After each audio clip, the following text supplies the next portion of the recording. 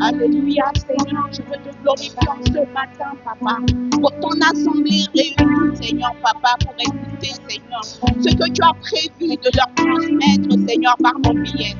Et Seigneur, également de me dire, Seigneur, je te remercie parce que je sais que Saint-Esprit, c'est toi qui as la parole. Je ne suis rien, tu m'as effacé totalement. Tu as brisé en moi toute forme d'orgueil, Papa. Et Seigneur, tu as placé l'humilité en moi. Et je bénis ton Saint-Nom ce matin. Dispose les cœurs de mes frères et sœurs. Dispose le cœur des enfants. Que les paroles qui sortent touchent, Seigneur, Papa, chacun de nous. Des paroles remplies de feu, Seigneur, et de lumière, Papa. Car tu nous éclaires en ce matin. Nous crions à toi, Seigneur, nos oreilles ouvertes, Papa. Oui, Seigneur, nos cœurs ouverts, Papa, vers toi. Que ton nom soit béni, Seigneur. Amen. Amen, amen. Ah ben ça c'est quoi? Vous êtes tous tièdes.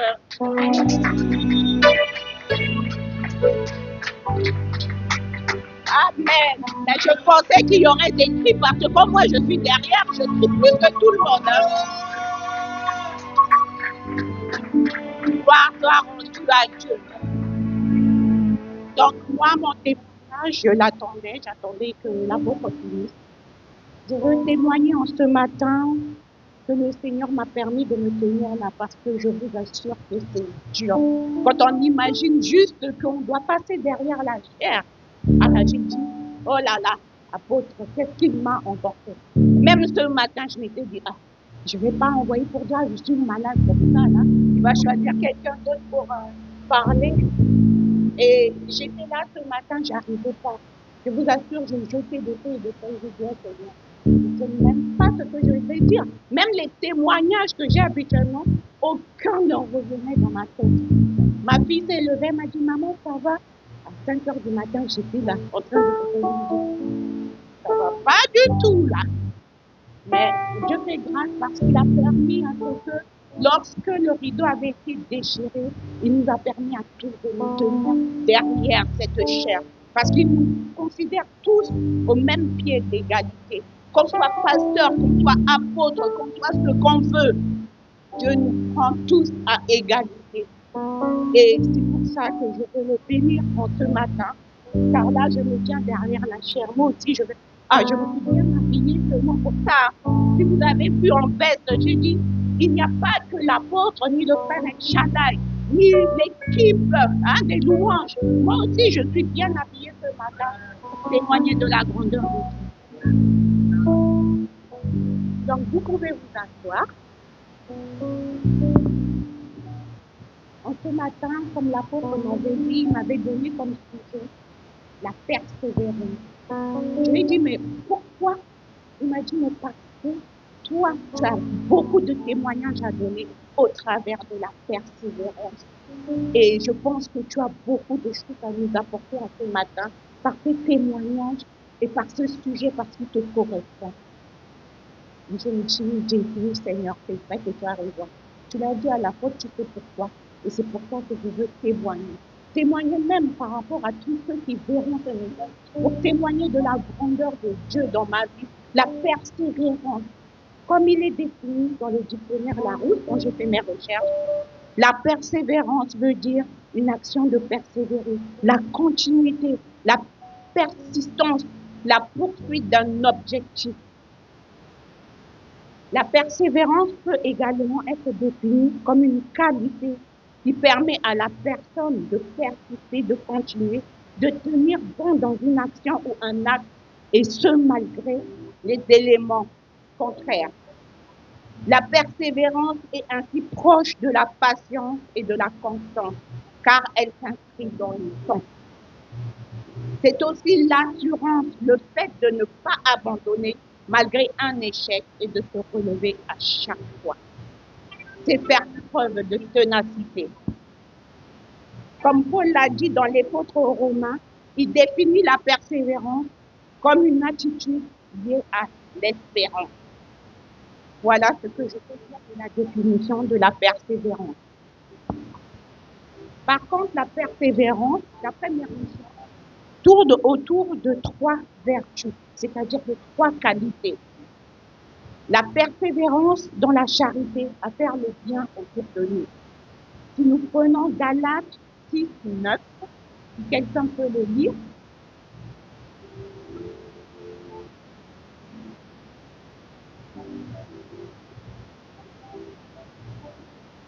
Quelqu'un a trouvé Galates 6, 9.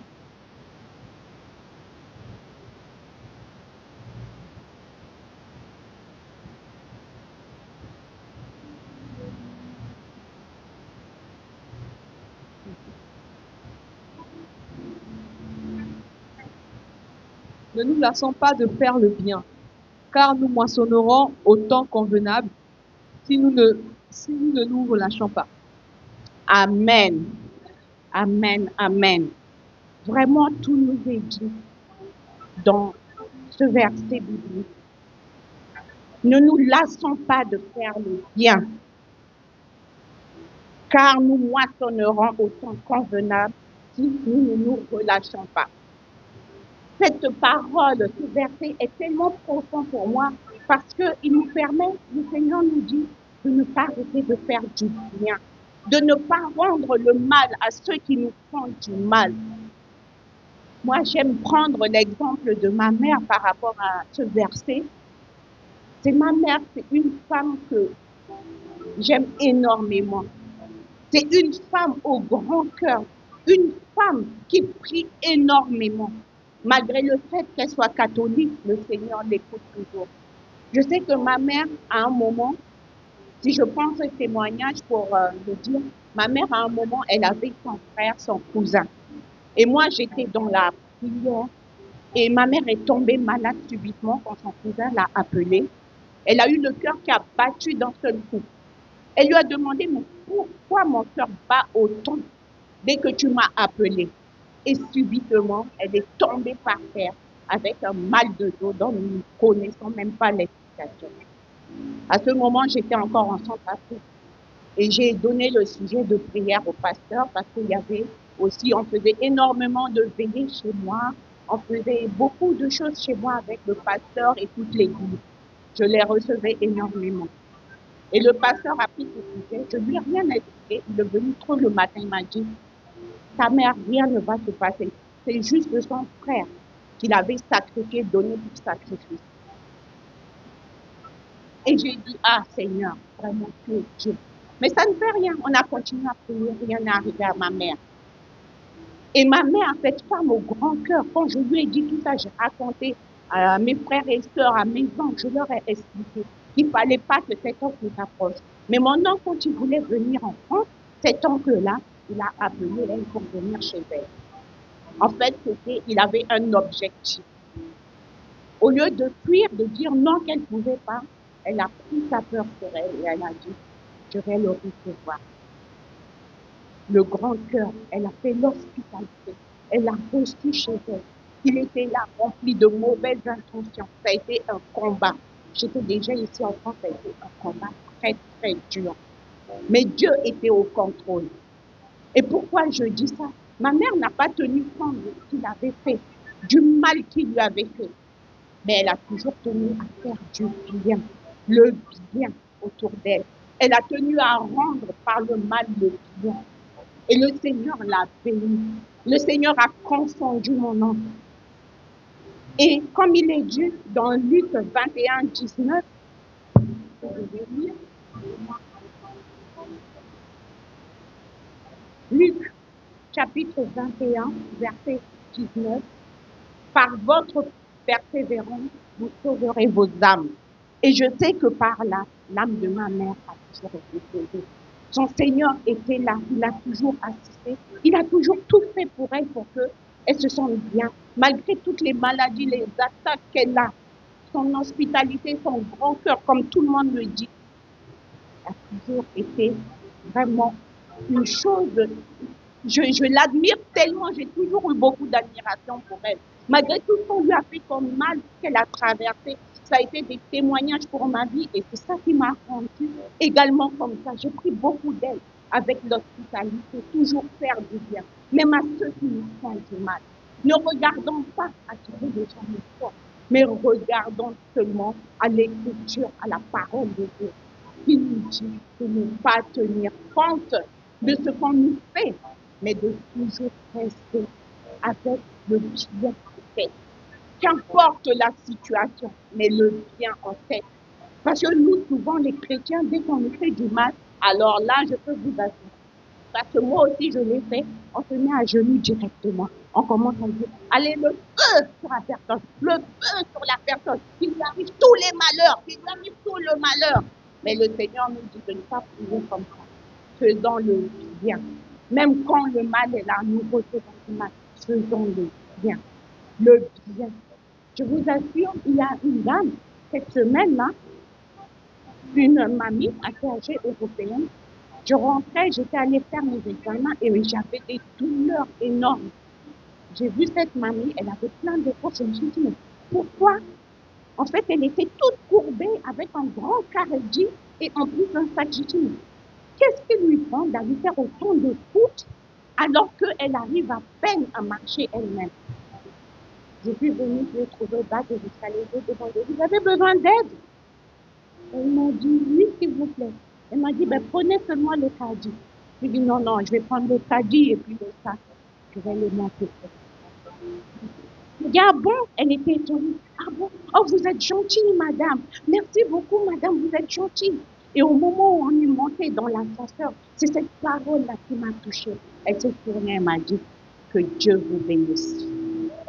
J'ai dit, oh Seigneur, c'est toi seul qui as dit, ayez toujours le temps de rendre l'hospitalité, de faire le bien autour de vous. Parce que ce bien que vous faites, vous ne savez pas ce qui se passe dans le monde des ténèbres. Le bien que vous faites permet à ce que des situations où ne vous arrivent pas. Vous permet d'échapper à beaucoup d'obstacles, à beaucoup de pièges qu'on vous tend. Et c'est ça déjà mon premier témoignage par rapport à cette parole dans Galates 6:9.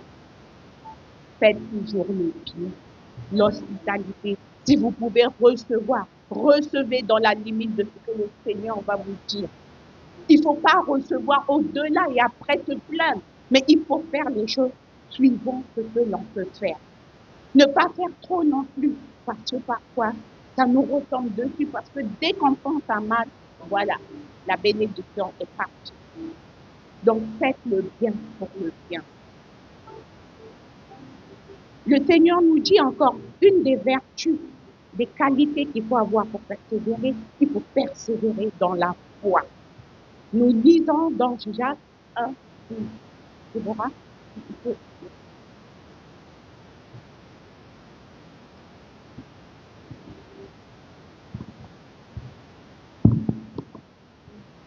Jacques chapitre 1, verset 2.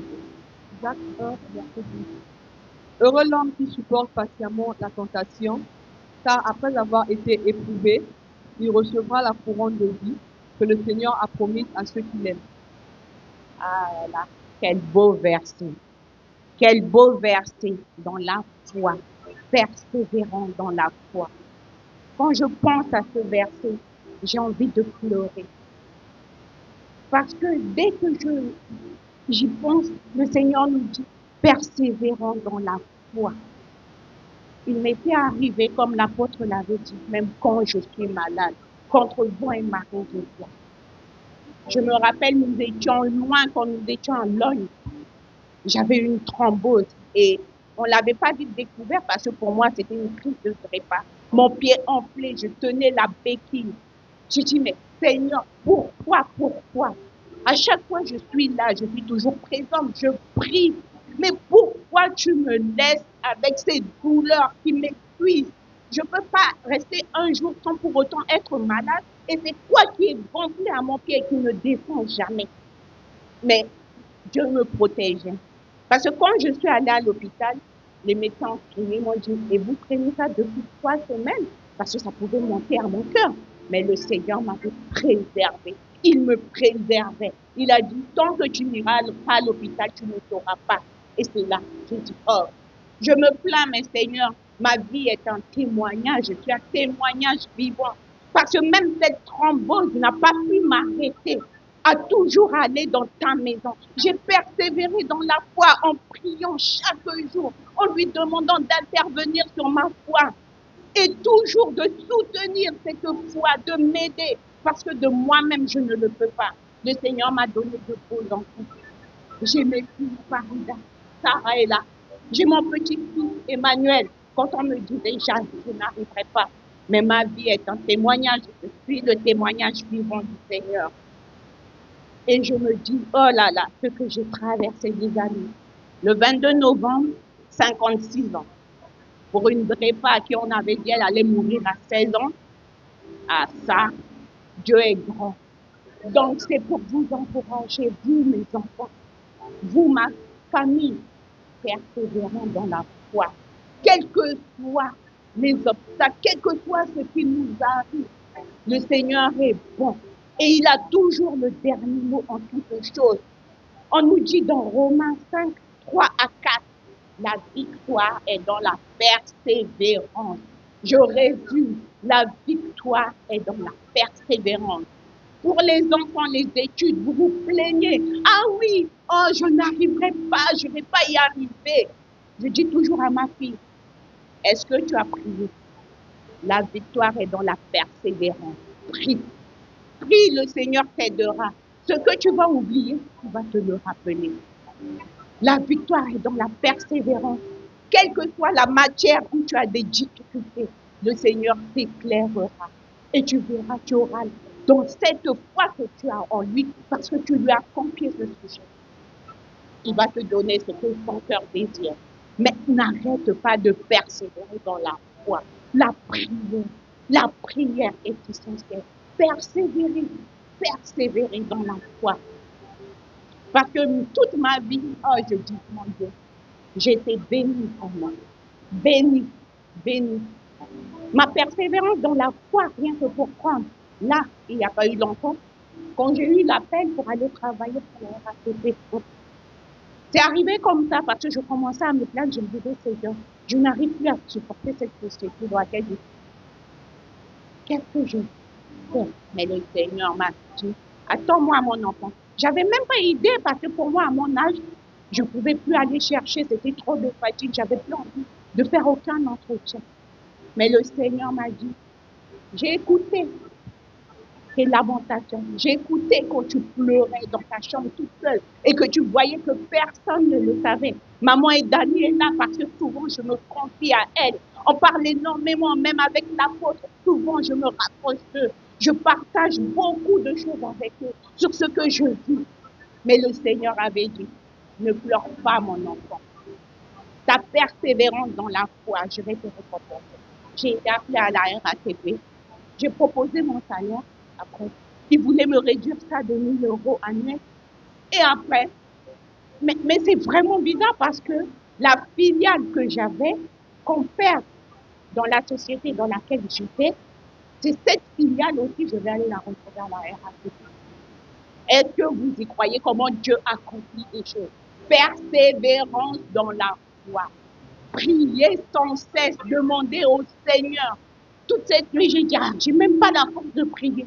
J'ai mis que les chants et je chante. Je passais mon temps chanter jusqu'à ce matin. J'ai dit, je vais avoir le trac, je vais commencer à raconter n'importe quoi. Et puis là, ma langue, je vais bafouiller de partout. Mais je me rassure, le Seigneur siège dans la louange et l'adoration. Et il nous écoute. C'est pas parce qu'on a un enfant d'1 an ou de 2 ans qu'il ne nous écoute pas. Mon petit-fils Emmanuel avait dit quand il était rentré d'école, maman, c'est Dieu qui m'a sauvé. Il m'a protégé. Mais Dieu écoute même les enfants. C'est pour ça qu'il dit, laissez venir à moi les petits enfants. Car le royaume des dieux appartient à ceux qui lui répondent. Dieu est très bon pour vous. La troisième qualité qu'il faut avoir, persévérance dans l'espérance des promesses de Dieu, dans sa justice. Nous allons lire dans Romains 12, du verset 10 à 12. Sœur Déborah. Romains 12, 10 à 10. Par amour fraternel, soyez pleins d'affection les uns pour les autres. Par Excuse-moi, c'était du Romain combien? Oui, excuse-moi. Romains 12, le verset 10. Par amour fraternel, soyez pleins d'affection les uns pour les autres. Par honneur, usez de prévenance réciproque. Verset 11. Ayez du zèle et non de la paresse. Soyez fervents d'esprit. Servez le Seigneur. Verset 12. Réjouissez-vous en espérance. Soyez patients dans l'affliction. Persévérez dans la prière. Amen. Persévérance dans la prière. Persévérance dans l'affliction. Souvent, quand nous sommes attaqués, nous avons tellement mal, même nos sentiments, même nous les chrétiens, nous avons tellement mal dans notre cœur que nous voulons abandonner le chemin qui mène au Christ. Nous nous disons, mais Seigneur, on te prie finalement pourquoi? Pourquoi nous te prions? Parce que lorsqu'on te prie, mais on est encore plus attaqué que lorsqu'on ne prie pas. Alors que nous oublions que le Seigneur nous demande d'avoir ce caractère de tenir bon face aux afflictions, face à l'injustice. Vraiment, ce témoignage que je vais faire par rapport à ça, c'est pas que j'en veuille à mon ancienne église, mais l'injustice. Parfois, les hommes de Dieu ne tiennent pas compte de ce que leurs brebis ressentent. Ils ne prennent pas le temps d'écouter ce qu'ils disent. Et c'est comme ça, ils perdent. Je me suis tellement sentie blessée, humiliée, parce qu'on n'avait pas pris le temps d'écouter ce que j'allais dire. Je vous assure, je suis partie à l'ICC, j'ai dit, je pars de cette église, je vais à l'ICC. L'ICC ressemblait à des moments à Charisma pour moi, ce n'est pas pour moi. J'étais allée à Charisma aussi avant au départ, hein. Mais je vous ai dit, parce que j'avais l'impression que les chrétiens vénéraient plutôt l'homme de Dieu que Dieu lui-même. C'est seulement l'homme de Dieu. L'homme de Dieu, il est parfait. En tout cas, lui, il est parfait. C'est notre problème à nous, les chrétiens. C'est nous qui faisons du tort aux hommes de Dieu, à penser à les vénérer, au lieu de vénérer Jésus. Et eux, quand ils voient ça, ils sont là tout contents. Ah oui, j'ai toujours raison, j'ai raison. C'est moi qui ai raison. Ce que je dis, c'est ça la vérité. Et c'est pour ça que j'en avais voulu à mon pasteur. J'ai dit non, tu n'as pas raison. Écoute d'abord ce que moi, pourquoi tu veux interpréter directement sans pour autant écouter ce que j'avais dit. Je dis, ah Seigneur, l'injustice. Parce que je ne peux pas me mêler. Ben voilà, l'injustice est créée. Mais Dieu est grand. Il faut tenir bon. Je pense que beaucoup parmi nous ont des témoignages de ce genre par rapport au comportement des hommes de Dieu, par rapport à l'injustice. Et c'est comme ça que la maison de Dieu devient n'importe quoi. On entend celui-là parler mal contre celui-là fait ci contre celui-là. Mais parce que nous-mêmes nous alimentons ce que nous faisons. Nous montrons aux hommes de Dieu qu'ils sont au-dessus même de Jésus-Christ. Le Seigneur ne veut pas que nous restions dans l'injustice. Parfois, nous-mêmes, nous favorisons l'injustice. Nous favorisons cette injustice. Et c'est nous qui prenons parti. C'est nous qui divisons. Mais le Seigneur veut que nous ayons l'espérance des promesses de Dieu. Comme il est dit dans Jérémie 29, 11. Il a été dit que j'ai prévu pour vous des projets de joie, de bonheur, de paix, de prospérité et non des projets de malheur. Donc lorsque nous sommes mal quelque part et on sent que notre place n'est pas là, il vaut mieux partir tranquillement et prier Dieu, ne pas abandonner, ne pas baisser les bras parce que les promesses de Dieu sont pour nous. Dieu nous a promis qu'à son retour, il nous appellerait, comme on nous a dit ces derniers temps. On a eu beaucoup de passages des hommes de Dieu qui nous parlaient de cela. Le Seigneur Jésus-Christ viendra sur les nuées et la trompette sonnera et nous nous lèverons. Moi, je vous dis, si vous ne voulez pas vous lever, moi, sœur Clara, je suis prête pour aller. Il y a eu même des moments, sans vous mentir, j'ai demandé à Dieu, appelle-moi seulement, je suis fatiguée. Je suis fatiguée de ces douleurs. Appelle-moi seulement. Parce que moi, Je crois que je vais aller là-bas. Comme ma famille aime les fleurs, mes soeurs qui prient, quand on prie en famille, toi la femme de feu. Parce que quand je prononce une parole, ça touche la personne. Parce que le Seigneur Dieu est là. Et ma soeur m'a reproché, m'avait dit, arrête avec ça. Ne dis plus rien. Même s'il y a quoi, c'est toi, Seigneur. Tu dis merci à la personne. Parce que dès que tu vas prononcer une parole, la parole va s'accomplir, mais toi, derrière, le Seigneur va te punir parce que tu n'avais pas à dire une parole. Même qu'importe l'injustice que tu peux connaître, que ce soit au travail, que ce soit partout où tu passes, le Seigneur dit prévoira toujours de t'enlever de là où tu es. Il a déjà prévu ça parce que tout est écrit pour lui. Il sait déjà ce qui va se passer. Et moi, franchement, je vous ai dit, les hommes de Dieu, arrêtons de mettre les hommes de Dieu comme s'ils étaient Dieu lui-même. Il n'y a qu'un seul Dieu. Il n'y a qu'un seul Saint-Esprit. Il n'y a qu'un seul Jésus-Christ. Et eux, à trois, ils font la Trinité. Ils ne font qu'un. Restons avec les yeux tournés vers le Seigneur, en espérant des miracles, des merveilles qu'ils ont opérées pour nous. Parce que le Seigneur nous a dit dans sa parole, le juste tombera souvent, mais je le relèverai plus tôt. Donc ne nous inquiétons pas de ce qui peut nous arriver. Tenons bon toujours dans l'espérance de ses promesses. Quand nous savons qu'au bout, Dieu a le dernier mot. Qu'importe ce que tu dis, je sais qu'à la fin, c'est moi qui gagnerai. Parce que Dieu a le dernier mot. Et il n'a jamais prévu de malheur pour moi, mais toujours de réussir dans ce qu'il a prévu pour moi. Et donc, voilà, la troisième liberté. Parfois, l'injustice, je me dis, vraiment, ce témoignage, qu'est-ce que je n'ai pas vu? J'avais fait une journée de prière chez moi. J'avais eu la grande sœur de Sarah. Et là, le pasteur se lève, il vient vers moi. Il me dit, ma sœur, Dieu me dit de te dire, est-ce que tu vas tenir bon toujours à l'aimer comme tu l'aimes là, quand cette tempête va te toucher? Je dis, mais c'est quoi cette tempête là dont tu parles? Quelle tempête? Ça fait rien, une tempête, on va se relever. C'est peut-être je vais perdre quelqu'un ou il va se passer quelque chose. Pour moi, jamais je n'aurais imaginé que la tempête serait celle-là. Et le Seigneur, pour me préparer, m'a montré que ma fille allait mourir. J'ai dit, c'est quoi ce rêve bizarre?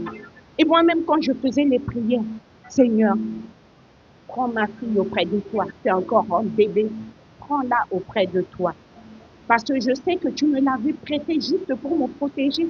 Quand le Seigneur nous dit qu'il envoie des anges pour venir nous protéger. Parce que je devais mourir quand j'étais enceinte. Mais il a remplacé l'enfant que je devais avoir par son ange. Et le moment de cet ange est arrivé. Quand ma fille est décédée, 3 jours après mon rêve, vous imaginez un peu ma détresse. Je dis, c'est une punition. Là, tu me donnes une punition. Je ne sais pas ce que j'ai fait pour mériter cette grosse punition.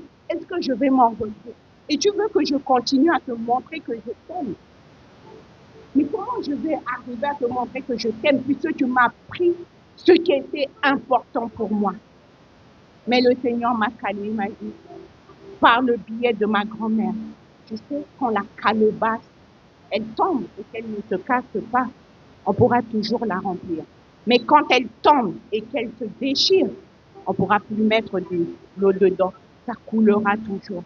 C'était pour me dire que Dieu a prévu de te donner un enfant. Voilà ma fille qui m'a donné. Parce que Dieu est bon. Il a dit qu'importe que je sois préparée, à 39 ans, j'aurai encore un autre enfant. Et ma vie n'est que témoignage, c'est pour ça que je veux dire. Nous voyons dans la Bible, il y a des femmes et des hommes de foi. Nous avons le cas d'Anne, nous avons le cas de Sarah. Voyez l'âge auquel elle a pu enfanter de son enfant. Nous avons aussi pour les actes des apôtres divers passages qui nous parlent de ce qu'ils ont enduré. Ils ont été lapidés, ils ont été brûlés. Le peuple d'Israël, quand on avait pris une partie du peuple et qu'on avait brûlé, qu'on avait écorché, qu'on avait livré aux lions afin qu'ils disparaissent. Mais nous, quand nous vivons ces petites choses qui nous arrivent, Parce que je sais que le Seigneur sait pourquoi ça t'arrive. Il sait, mais ne t'en fais pas. Mes enfants, ne vous en faites pas. Dieu a prévu le meilleur pour vous de moi. Parce que tout ce qu'il fait est bon pour nous. Ça veut dire que ce que tu avais, c'est pas ça. Voyez? J'ai eu un salaire plus important de ce que je gagnais avant. Parce que le Seigneur s'est souvenu aussi de moi, de tout ce que je fais à l'église. Quand on nous dit, donnez les dons, donnez ça. Il ne faut pas se plaindre parce que le Seigneur te donne après de quoi pourvoir sur ta table. Quand on nous dit, ah voilà, là, je vous dis, je vais ouvrir la caisse, je vais prendre l'initiative. Maman Dani, on avait parlé lors de la veillée. Alors moi, je vais prendre l'initiative. Je vais ouvrir un carton social, une caisse sociale pour ceux qui ont des problèmes. Et chaque fois, on viendra l'alimenter. Des boîtes de conserve pour faire des dons. Et je pense que de tout ça, Dieu va nous bénir. Persévérons dans tout ce que nous faisons, dans les gestes que nous avons, dans les dons. Pour payer, en principe, on ne devrait même pas se plaindre pour payer la salle. Ça devait venir en abondance directement de notre part, sans pour autant qu'on envoie des messages pour appeler. Ah tiens, c'est la fin du mois. Vous ne savez pas, le calvaire de l'apôtre et de maman Dani, quand c'est la fin du mois, parce qu'on est là, on réfléchit, on dit comment on va faire. Mais moi, je crois que maintenant, à partir de cette parole que je dis, le Seigneur touche le cœur et que vous l'êtes pour donner au Seigneur. C'est pour son œuvre. Nous sommes bien là. Mais nous sommes là. Ça veut dire qu'il y a des personnes qui donnent aussi. Donnons et vous verrez ce que le Seigneur vous rendra en retour. Moi, en tout cas, je l'ai expérimenté dans ma vie. À chaque fois que je donne, le Seigneur me donne le tri. Il multiplie en abondance dans ma vie. Parce que je sais qu'il est vu. Et c'est pour ça, c'était mes messages, les bienfaits de la persévérance sont visibles. Comme nous le disons, ça se matérialise parce que nous recevons. Invisible parce que ça nous donne la paix. La persévérance te permet d'avoir aussi la patience. Tu ne vois pas tout de la même façon. Même lorsque tellement on t'a harcelé, tu es là tranquille, calme, tu regardes les gens. Tu te dis, hey, j'ai changé. Oh. Mais le Seigneur, il t'avait changé parce qu'il t'a dit, laisse tomber tout ça. Ils peuvent raconter ce qu'ils veulent. Moi, j'ai le dernier mot. Je confondrai toujours vos ennemis. Je dresserai une table en face d'eux et vous gagnerez toujours en victoire. Je vous soutiendrai dans les difficultés. N'ayez pas peur du lendemain. Ne regardons pas au lendemain. Continuons à regarder vers le Seigneur. Comme l'apôtre l'avait dit, c'est vrai. Nous avons eu cette partie où nous étions en la veillée. Je m'attendais, moi, à voir plus de monde. Et qu'est-ce que je vois? Sarah, moi, maman Dani, les enfants, l'apôtre. Je dis, mais même ma fille Farida n'était pas là. Elle a passé son temps à me demander à quelle heure ça commençait. Florence a passé son temps à demander à quelle heure ça commençait.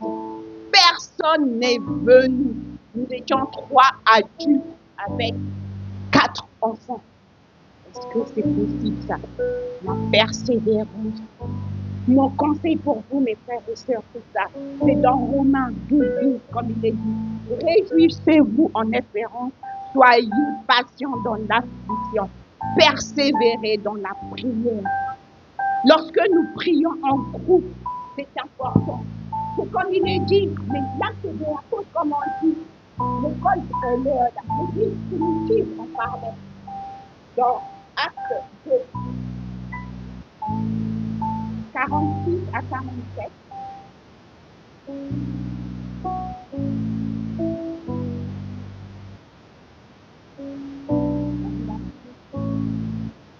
Acte 2.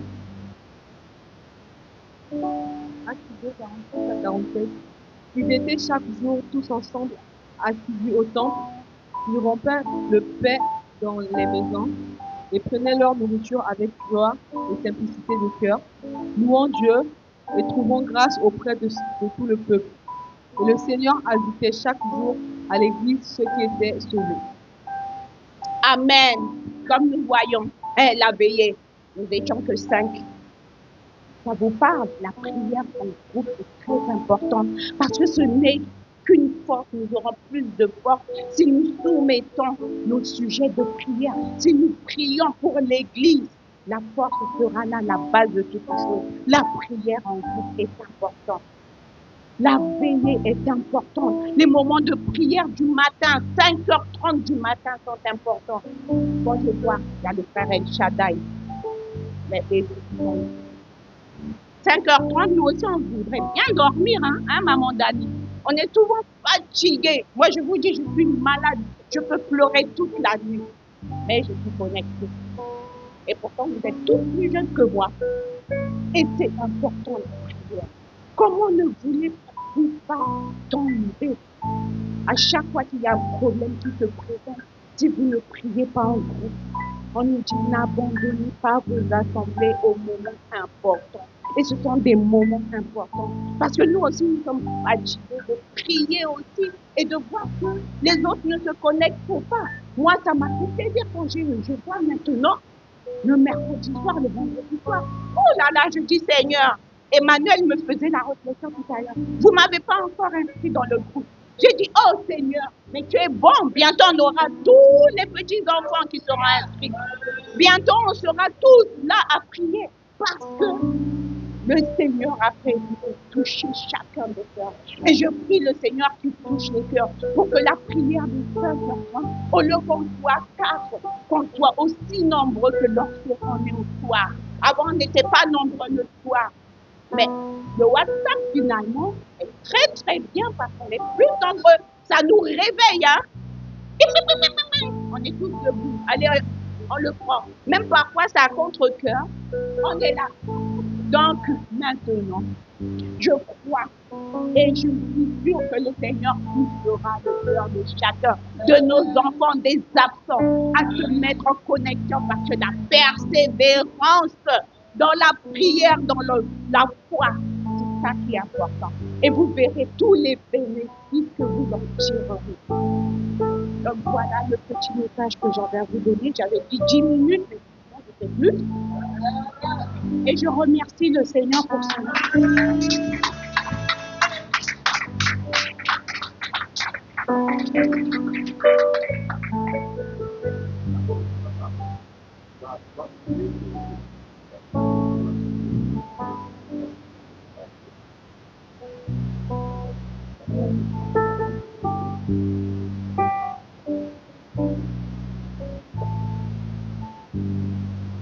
Les enfants aussi, hein, vous voulez.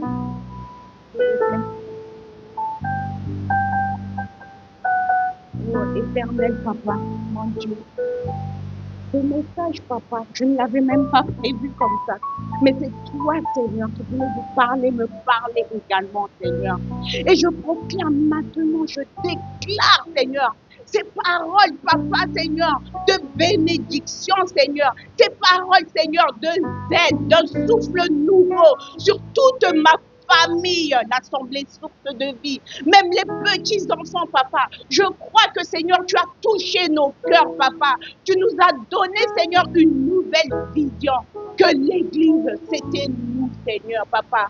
L'Église, c'est nous tous réunis, Papa. Je proclame que dans leur vie, Seigneur, Papa, maintenant, ils ne verront pas aux choses de cette terre, mais ils verront à toi. Toi, la seule conclusion.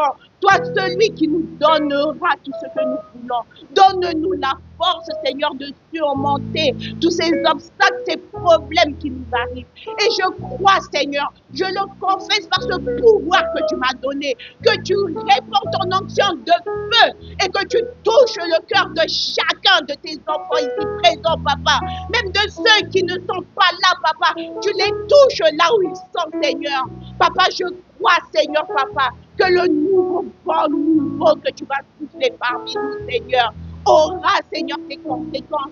Et Seigneur, nous viendrons témoigner que tu nous as montré que tu es puissant, Papa. Et nous allons continuer, Seigneur, à persévérer parce que tu seras là à nos côtés pour nous accompagner dans cette persévérance. Ce nouveau, Seigneur, Papa, souffle, Seigneur, que tu nous donnes dans le zèle pour ton service, dans le zèle pour, Seigneur, Papa, recevoir, dans le zèle pour donner, Seigneur, Donne le zèle pour nous connecter parce que tu es Dieu. Merci, Papa, pour tout ce que tu as déjà fait. Parce que, Seigneur, Papa, je sais que tu as déjà accompli. Tu l'as crié sur la croix. Tout est accompli, Seigneur, car tu as donné ta vie pour nous. Et, Seigneur, le peu d'amour que nous avons, nous voulons te le donner totalement. Donne aux enfants, Seigneur, de comprendre ces paroles. Tout est accompli. Merci, Seigneur, pour ce que tu vas faire. Que ton nom soit élevé et béni. Et nous te disons Amen.